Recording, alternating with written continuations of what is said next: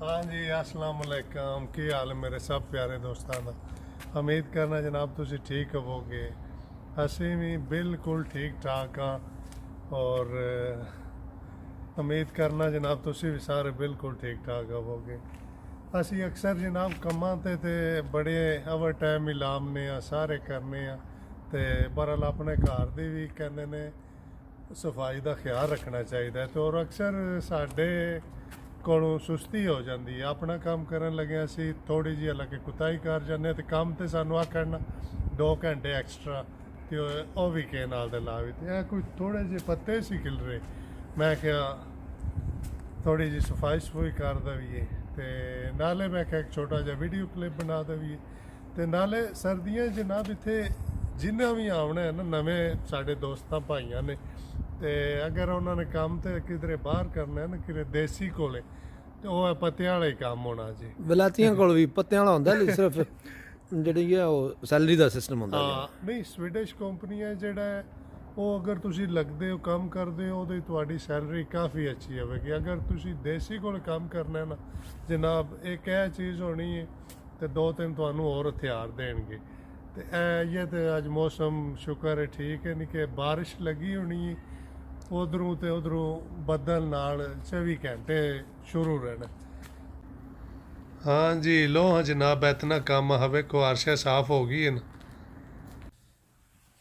जी। दोस्तों मैं अंदर आ गया क्योंकि बाहर काफ़ी सारी ठंड सी और काम ख़त्म कर दिता है सारा बाहर वाला।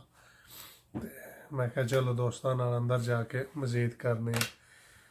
तो जनाब जेडे नवे दोस्त आते ने ना वो मैं अगे भी किया उन्होंने स्टार्टिंग खास कर कोई हल चारा नहीं होंदा ते टैक्स नंबर कढाने वास्ते या कोई दूसरा फिर सहारा लेना पैंदा है इन्हां मसलन कम्मां दे विच। तो अगे भी तुहाडे नाल गल हुई है बाहर भी कि वो जफर साहब भी सी और जेहड़ियां ते स्वीडिश कंपनियां वो तो बहुत अच्छियां ने, उन्होंने रोल्स उन्होंने टाइमिंग बिल्कुल ठीक है। तो जेहड़े ने ना अपने देसी भाई कोई तो अच्छे ने तो कोई यकीन करो इत्थे पहला दोस्त रहे सी अज तो 2 साल पहला इत्थे नाल ही परां ते एक डेरे ते वो बेचारे ड्यूटी 7 बजे शुरू होनी है तो उन्होंने 6 बजे उत्थे जाके बहना है। पहला 1 घंटा जाके वो सारा वो घंटा काउंट नहीं सी होंदा अपने च होंदा। तो बेचारे 5 बजे उठ के जाना ड्यूटी ते वो फिर अगों उत्थे काम दी रूटीन वेख के फिर कम्मां ते जाना।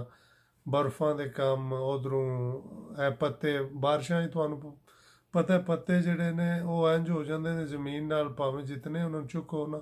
तो इत्थे इन्होंने काम इस तरह चाहिए कि बिल्कुल बाद च एक तस्वीर बनाते हैं वो फिर सेंड करते हैं। अगर कोई छोटा जहा भी कोई 4 पत्ते भी पे हो के पता है उन्होंने भी कंप्लेन आ जाए। ऐसी कोई गल नहीं है तो फिर स्टार्टिंग ही तुहानू पता इन्हां चीज़ां गुजरना पैंदा है। असी खुद बर्फां विचों ते किन्ना किन्ना चीज़ां दे विचों असी गुजरे हैं। कहते ने इंसान नू हौसला नहीं हारना चाहिए तो हिम्मत करनी चाहिए क्योंकि इत्थे रूटीन जिहड़ी हुंदी है तकरीबन सारे दरख्तां दे पत्ते गिर जाते हैं बाद इत्थे स्टार्ट हो जाते मसलन बर्फ वगैरह। और ज़्यादातर सर्दियां च ही 2 काम ने जेडे तो बर्फ भी इंजे नहीं होंदी बड़ी मुश्किल नाल चुकनी होंदी। मैं अगे तुहानू दस्सिया 2 दिन मैं काम किया सी इस फील्ड च। और मौसम जेड़ा सही है ना स्वीडन च आवन दा तीजा चौथा महीना है मार्च अप्रैल समझो ਉਹਦੇ ਵਿੱਚ तकरीबन थोड़ा थोड़ा खुलदा मौसम। और ਇੱਥੇ ਸਾਨੂੰ ਜੈਕਟਾਂ ਜਿਹੜੀਆਂ ਪਾਈਆਂ ਨੇ ਕਿ ਪਤਾ ਹੈ ਮਈ ਜੂਨ ਵਿੱਚ ਵੀ ਪਾਣੀਆਂ ਪੈ ਜਾਣ। ਇੱਥੇ ਉਹ ਮੌਸਮ ਦਾ ਕੋਈ ਬਾਰ ਨਹੀਂ ਹੁੰਦਾ, ਕਿਸ ਵੇਲੇ ਵੀ ਖਰਾਬ ਹੋ ਜਾਂਦਾ। ਧੁੱਪ ਨਿਕਲੀ ਕਿ ਪਤਾ ਘੰਟੇ ਬਾਅਦ ਫਿਰ ਮੌਸਮ ਚੇਂਜ ਹੋ ਜੇ। ਤੇ ਸਰਦੀਆਂ 'ਚ ਕੰਮਾਂ ਦੀਆਂ ਰੂਟੀਨਾਂ ਇਹ ਹੀ ਨੇ। ਅਗਰ ਤੁਹਾਡੇ ਕੋਲ ਹੁਨਰ ਨਹੀਂ ਹੈ ਕੋਈ ਤੇ ਤੁਹਾਨੂੰ ਜਨਾਬ ਇਹੋ ਜਿਹੇ ਕਰਨੇ ਪੈਣਦੇ ਇੱਥੇ ਆ ਕੇ। ਤੇ ਉਹ ਵੀ ਬੜੀ ਮੁਸ਼ਕਲ ਨਾਲ ਮਿਲਣਗੇ ਕਿ ਪਤਾ ਤੁਹਾਨੂੰ ਜ਼ਲੀਲ ਖੁਆਰ ਕਰਕੇ ਨਾ ਤੇ ਫਿਰ ਜਾ ਕੇ ਰੱਖਣ ਕੰਮਾਂ ਤੇ।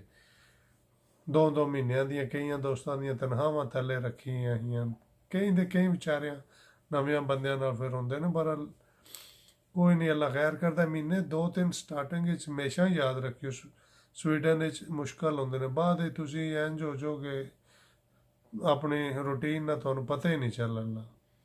ਤੇ ਲੋ ਜਨਾਬ, ਮੈਂ ਛੋਟਾ ਜਿਹਾ ਕਲਿੱਪ ਮੈਂ ਕਿਹਾ ਦੋਸਤਾਂ ਨਾਲ ਸ਼ੇਅਰ ਕਰ ਦਵਾਂ, ਤੇ ਇਨਸ਼ਾਅੱਲਾ ਫਿਰ ਬਹੁਤ ਜਲਦ ਨਵੇਂ ਵੀਡੀਓ ਨਾਲ ਹਾਜ਼ਰ ਹੋਵਾਂਗੇ। ਤੇ ਮੈਨੂੰ ਦਿਓ ਇਜਾਜ਼ਤ, ਰੱਬ ਸੋਹਣੇ ਦੇ ਹਵਾਲੇ।